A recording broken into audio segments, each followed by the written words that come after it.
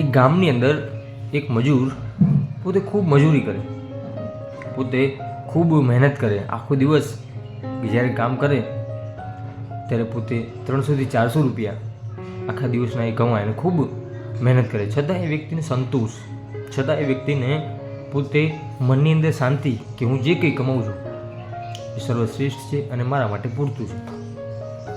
ક્યારેક તો ગામના લોકો પણ એને ટીકા કરતા કે આખો દિવસ મહેનત કરે છે અને માત્ર 300 થી 400 રૂપિયા તું કમાય છે, આના કરતાં કંઈક બીજું કર ને. ત્યારે મજૂર કહે કે મને બીજું કંઈ આવડતું નથી, હું જાજુ ભણેલો નથી, મારા મત મુજબ મજૂરી જ કરી શકીશ અને મજૂરી સિવાય મારો કોઈ ઉદ્ધાર નથી. તો એ ગુજરાત મજૂરીમાં ચાલતું. એમાં એક દિવસ ગામની અંદર એક મોટી સભા ભરાણી અને એ સભાની અંદર મુખ્ય મહેમાન જેમને બાજુના જ ગામની જમીન ખરીદી અને એની અંદર એક સરસ મજાની મોટી કંપની ઊભી કરવાની.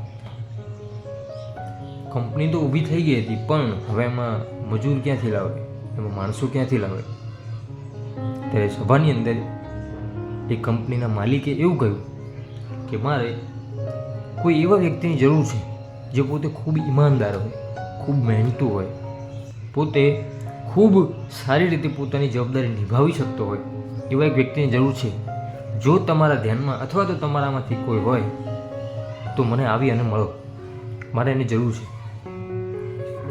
ગામના બધા લોકોના મોઢે એક જ નામ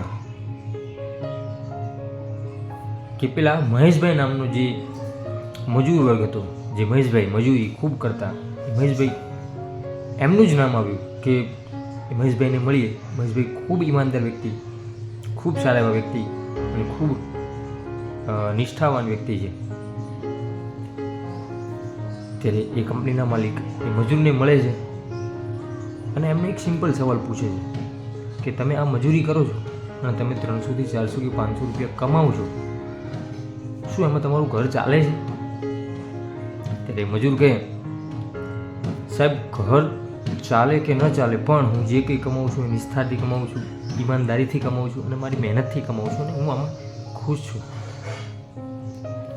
ત્યારે કંપનીના માલિક ખૂબ ખુશ થઈ જાય છે અને કહે છે કે મારે આવા જ વ્યક્તિની જરૂર છે જે પોતે નિષ્ઠાથી કામ કરે, ખૂબ સરસ રીતે પોતાની જવાબદારી નિભાવે અને સારી રીતે પોતે કાર્યનિષ્ઠ રહે. પછી એ મજૂરની બાજુની જ કંપનીમાં નિમણૂક થાય છે. ધીરે ધીરે કામ કરે છે અને કામ કરતાં કરતાં એને મજૂરમાંથી, જે પોતે મજૂરી કરતો હતો એમાંથી એને મેનેજર બનાવવામાં આવે છે.